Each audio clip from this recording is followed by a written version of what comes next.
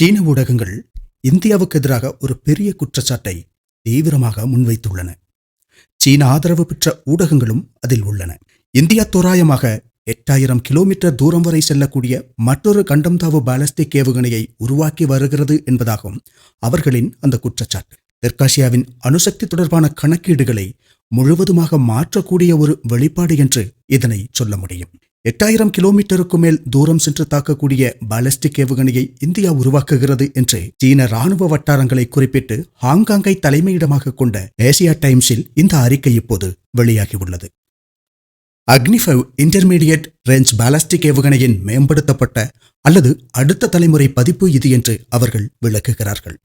India சீனா எல்லையில் மோதல்கள் அதிகரித்து வரும் சூழலில் எழுந்த இந்த கூற்று சர்வதேச கண்காணிப்பை தவிர்ப்பதற்காக இந்தியா தமது ஏவுகணை வளர்ச்சி திட்டங்களை வேண்டுமென்றே குறைவாக காட்டியுள்ளது என்பதாக அந்த ஊடகங்கள் தெரிவிக்கின்றன. சீனாவின் நீண்டகால குற்றச்சாட்டுகளை இது மீண்டும் வலுப்படுத்துகிறது என்று சொல்ல வேண்டும். இந்தியா 5000 முதல் 8000 கிலோமீட்டர் வரை தூரம் செல்லக்கூடிய ICBMகளை உருவாக்கி வருவதாகவும் அந்த உண்மையை மறைத்து வைத்திருப்பதாகவும் சீனா முன்பே குற்றம் சாட்டியிருந்தது. அந்த குற்றச்சாட்டு கிட்டத்தட்ட உண்மை என்றுதான் இப்போது ஏசியா டைம்ஸ் அறிக்கை குறிப்பிடுகிறது.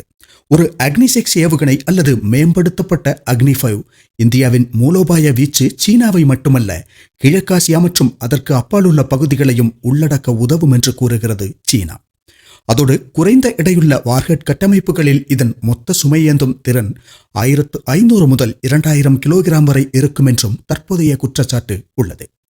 சீனாவின் வளர்ந்து வரும் ஹைப்பர்சோனிக் DF-17 ICBMகள், வளர்ந்து வரும் நீர்மூழ்கி கப்பல் எதிர்ப்பு ஏவுகணை முறை ஆகியவை உள்ளிட்ட சீனாவின் ஆயுத களஞ்சியத்திற்கான நேரடி பதில்தான் இந்த வளர்ச்சி என்று ஏசியா டைம்ஸ் அறிக்கையில் குறிப்பிடப்பட்டுள்ளது. அறிக்கையின்படி இந்தியா இப்போது உருவாக்கி வரும் இந்த புதிய ஏவுகணை முழு பேலோடுடன் அடிப்படையில் 8000 கிலோமீட்டர் தூரத்தை இலக்காக கொண்டுள்ளது என்று கூறப்படுகிறது. அக்னி-5வின் தற்போதைய தூரம் 5000 கிலோமீட்டராக இருந்தாலும் புதிதாக வளர்ந்து வரும் இந்த ஏவுகணை தோராயமாக 5000 கிலோமீட்டர் வீச்சை நிச்சயம் மீறுகிறது என்பதாக உள்ளது அவர்களின் வாதம். அதேபோல குறைந்த எடையுள்ள MIRV வார்ஹெட்டுகள் 12000 கிலோமீட்டர் வரை செல்லும் என்றும் அவர்கள் கூறுகிறார்கள். இது அமெரிக்க பசிபிக் தளங்கள் மற்றும் ஐரோப்பிய கூட்டணி நாடுகளை அதன் தாக்குதல் வரம்பிற்குள் கொண்டு வந்துள்ளது என்று சொல்ல வேண்டும். சீனா மற்றும் பாகிஸ்தான் முழுவதையும் அமெரிக்க பசிபிக் தளங்கள் மற்றும் ஐரோப்பிய கூட்டணி நாடுகள் வரை தாக்கும் வகையில் ஒரு பெரிய ஏவுகணையை தான் இந்தியா இப்போது வளர்த்து வருகிறது என்று அந்த அறிக்கை தெரிவிக்கிறது. ஆனால் இந்த குற்றச்சாட்டு ஒன்றும் புதிதல்ல என்பதை நாம் புரிந்து கொள்ள வேண்டும். 2012 அக்னி-5 அறிமுகமான பிறகு சீன அரசு ஊடகங்களும் நிபுணர்களும் இந்தியா அதன் தூரத்தை குறைவாகவே காட்டியுள்ளது என்று அறிக்கை செய்தும் குற்றம் சாட்டியும் இருந்தார்கள். ஏவுகணையின் உண்மையான திறன் அமெரிக்கா போன்ற ஏவுகணை தொழில்நுட்ப கட்டுப்பாடு ஒப்பந்த பங்காளர்களை மகிழ்விப்பதற்காக வெகுவாக குறைத்து காட்டப்பட்டுள்ளது என்றும் அவர்கள் கூறுகிறார்கள். அதேபோல் மக்கள் விடுதலை இராணுவம் அகாடமி ஆஃப் மிலிட்டரி சயின்ஸின் ஆய்வாளர் டு வெல்லோங்கின் ஒரு முக்கிய பகுப்பாய்வு குறைந்த பேலோடுகளை பயன்படுத்தி அக்னி-5வினால் 8000 முதல் 12000 கிலோமீட்டர் வரை செல்ல முடியும் என்பதை சுட்டிக்காட்டியுள்ளது. அக்னி-5ஆல் 8000 முதல் 12000 கிலோமீட்டர் வரை செல்ல முடியும் என்றால் தற்போதைய புதிய ஏவுகணையின் தூரம் 10000 முதல் 12000 கிலோமீட்டர் ஆகும் என்பது சீனாவின் புதிய குற்றச்சாட்டாக உள்ளது. உலகளாவிய எதிர்வினையை தவிர்ப்பதற்காகவே இந்தியா அதன் தூரத்தை 5000 கிலோமீட்டர் என்று வேண்டுமென்றே சொல்லியுள்ளது என்றும் டு வென்லோங் கூறியிருந்தார். 2017 இதுபோன்ற விமர்சனங்கள் மீண்டும் எழுந்தன. இந்தியாவின் ஏவுதலுக்கு பிறகான இந்த கூற்றுகள் இப்போது உலகின் கவனத்தை ஈர்த்துள்ளன வெகுவாக. பீப்பிள்ஸ் டெய்லி போன்ற சீன ஊடகங்கள் நேட்டோ அழுத்தம் காரணமாக உண்மையான தூரத்தை குறைத்து காட்டியுள்ளது இந்தியா என்றும் கூறுகின்றன. ஆனால் அக்னி-5 நம்பகமான குறைந்தபட்ச எச்சரிக்கை கொள்கையை பின்பற்றுகிறது என்றும் எந்த ஒரு நாட்டையும் இலக்கு வைத்து உருவாக்கப்படவில்லை என்றும் இந்தியா அதற்கு பதிலளித்துள்ளது. எப்படியாயினும் 2025 ஆகஸ்ட் மாதம் ஒடிசாவிலிருந்து நடத்தப்பட்ட வெற்றிகரமான அக்னி-5வின் இரவு நேர சோதனை இப்போது உலக நாடுகளை அதிர்ச்சிக்குள்ளாக்கியுள்ளது. MIRV தொழில்நுட்பத்தை சரிபார்த்தல் மற்றும் விரிவான மாற்றங்கள் பற்றி குறிப்பு தரும் இந்தியாவின் ஒரு பெரிய சோதனைதான் அது.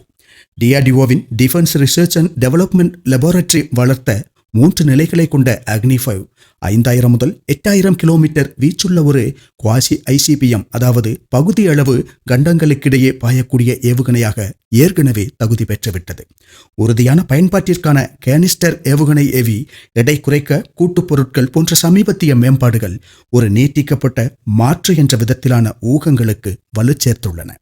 ஏசியா டைம்ஸ் ஆதாரங்கள் இந்த திட்டத்தை அக்னி 5இன் ரிங் லேசர் ஜைரோ வழி செலுத்தல் மற்றும் திட எரிபொருள் பூஸ்டர்களை பயன்படுத்தி குறைந்த எடையுள்ள மீளுருவாக்க வாகனங்களை பயன்படுத்தி 8000 கிலோமீட்டர் வீச்சை அடையும் என்று விவரிக்கின்றன.